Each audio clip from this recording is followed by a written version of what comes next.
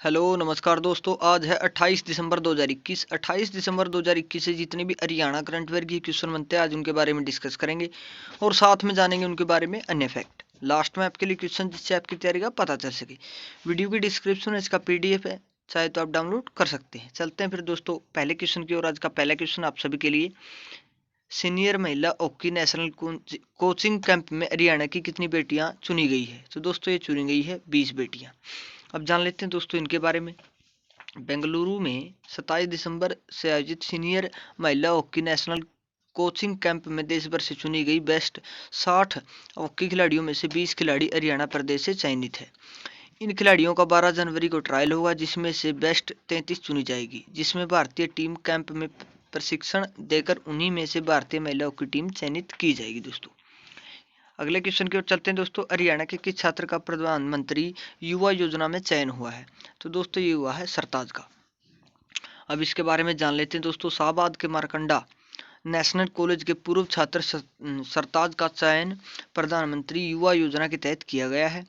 राष्ट्रीय पुस्तक न्यास शिक्षा मंत्रालय की ओर से प्रधानमंत्री युवा योजना की शुरुआत की गई थी। इस योजना का उद्देश्य 30 साल से कम उम्र के युवाओं को सभी 22 भारतीय भाषाओं में लिखने के लिए प्रेरित करना था। दोस्तों ये शाहबाद कुरुक्षेत्र से सरताज।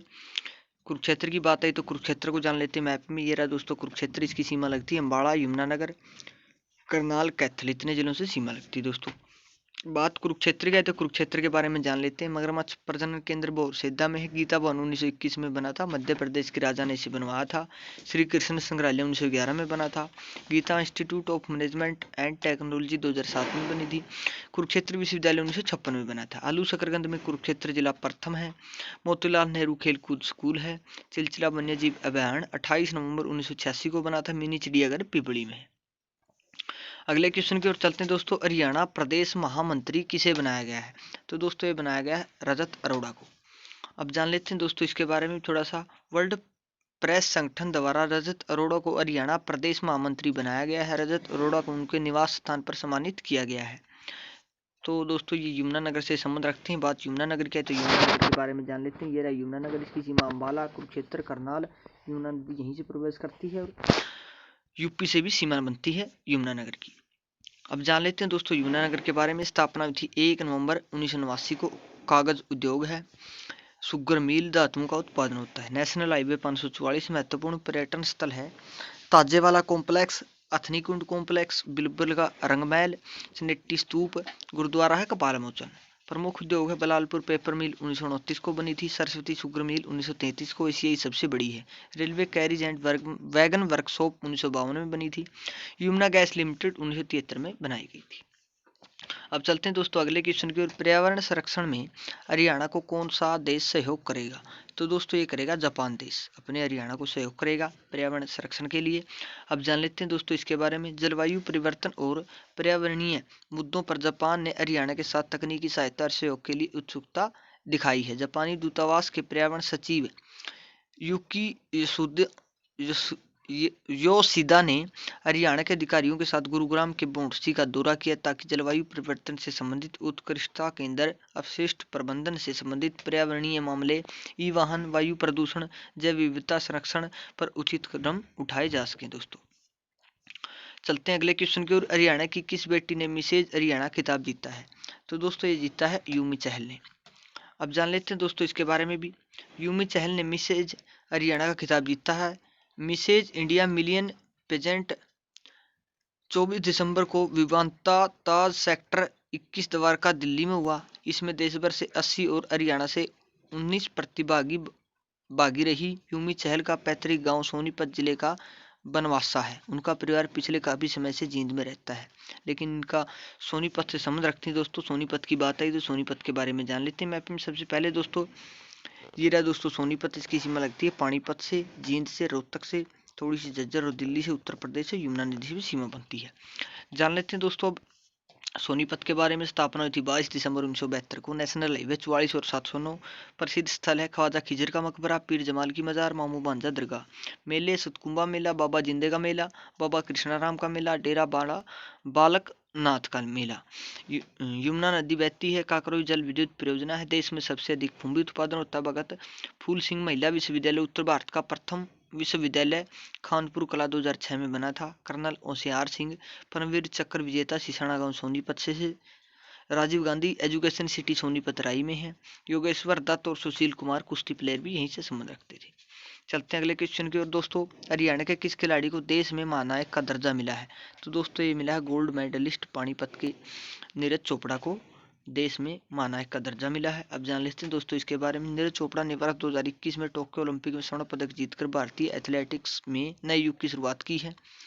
उन्होंने ऐसी सफलता हासिल की जिसे देश एक सदी से भी अधिक समय से इंतजार कर रहा था और जिसने उन्हें देश में महानायक का दर्जा दिया गया है। किसान के बेटे नीरज ने 7 अगस्त को 87.58 मीटर भाला फेंककर भारतीय एथलेटिक्स ही नहीं भारतीय खेलों में नया इतिहास रचा, जिसकी दमक वर्षों तक सुनाई देगी। तो दोस्तों नीरज चोपड़ा पानीपत से संबंध रखते हैं, आपको पता ही होगा। जान लेते हैं थोड़ा सा पानीपत के बारे में। ये रहा दोस्तों पानीपत, इसकी सीमा लगती है करनाल से, जींद से, सोनीपत से उत्तर प्रदेश और यमुना नदी से भी सीमा बनती है पानीपत की। पानीपत की बात आई तो पानीपत के बारे में जान लेते हैं। नेशनल हाईवे है 44 और 709। प्रसिद्ध स्थल है काबुली बाग, बाबर ने प्रथम युद्ध के आदमी जैसे बनवाया था। काला अम्ब, अबू अली शाह कलंदर की दरगाह, उल्ताप हुसैन अली की कब्र, इब्राहिम लोदी की कब्र। मेले शिवरात्रि का मेला, पथरी माता का मेला, कलंदर मजार का मेला। हरियाणा में अमोनिया प्लांट पानीपत में है। हरियाणा का पहला गुरुकुल पानीपत के डिंग कांडला गांव में खुला था। प्रमुख खनिज गंधक पानीपत में मिलता है। बेटी बचाओ बेटी पढ़ाओ की शुरुआत भी पानीपत से हुई थी। यूरिया संयंत्र पानीपत में। दोस्तों अगले क्वेश्चन की ओर चलते हैं। कौन से देश ने खनिजों की खोज के लिए कैमरे से लैस उपग्रह का प्रशिक्षण किया है? तो दोस्तों ये किया है चीन देश ने। अब जान लेते हैं दोस्तों इसके बारे में। चीन ने रविवार को एक कैमरे के साथ एक ऐसे नए उपग्रह का प्रक्षेपण किया है जो 5 मीटर के रेजोल्यूशन के साथ जमीन की तस्वीरें ले सकता है। देश के राष्ट्रीय अंतरिक्ष प्रशासन ने यह जानकारी दी है। जीवान 102E या 5 मीटर ऑप्टिकल उपग्रह 02 नामक उपग्रह को उत्तरी चीन के शांक्सी प्रांत में ताइवान उपग्रह प्रक्षेपण केंद्र से एक लॉन्च मार्च 4C रॉकेट द्वारा प्रक्षेपित किया गया। दोस्तों अगले क्वेश्चन की ओर चलते हैं। भारत के किस शहर में मेट्रो व बुलेट ट्रेन के उपकरण बनाए जाएंगे? तो दोस्तों ये बनाए जाएंगे मध्य प्रदेश की राजधानी भोपाल में। अब जान लेते हैं दोस्तों इसके बारे में। नवरत्न उपकरण में शामिल भारत हैवी इलेक्ट्रिकल लिमिटेड की भोपाल इकाई में बुलेट ट्रेन के इंजन में लगने वाले उपकरणों का निर्माण वर्ष 2022 में शुरू होने की संभावना है। यह शुरुआत जापान की हिताची कंपनी के साथ मिलकर होगी। इसके लिए हिताची का एक प्रतिनिधिमंडल हाल ही में भेल भोपाल का अवलोकन करके जा चुका है। अगले क्वेश्चन की ओर चलते हैं दोस्तों। हम जल्दी इसलिए पढ़ रहे हैं दोस्तों ताकि आपका ज़्यादा समय भी खराब ना हो और आपको अच्छे से अच्छी जानकारी दे सकें, क्योंकि करंट अफेयर का आपको पता ही होगा किस प्रकार पूछी जाती है। 2-3 क्वेश्चन आते हैं, 4-5 भी आ सकते हैं और नहीं भी आ सकते।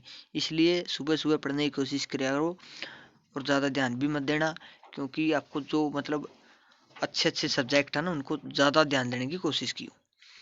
अगला क्वेश्चन दोस्तों आज का। अमेरिका की data intelligence firm morning consult के सर्वे में सबसे पसंदीदा नेता किसे चुना गया है? तो दोस्तों ये चुना गया अपने प्रधानमंत्री नरेंद्र मोदी। अब जान लेते हैं दोस्तों इसके बारे में।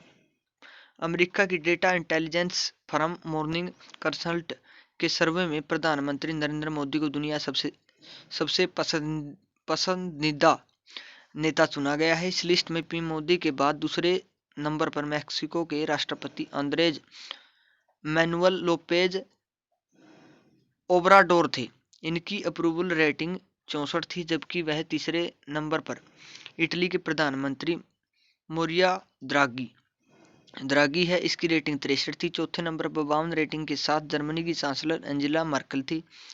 अमेरिका राष्ट्रपति जो बाइडन इस अप्रूवल लिस्ट में 5वें स्थान पर थे। बाइडन की अप्रूवल रेटिंग 50 से भी कम है, उनकी रेटिंग 48 थी।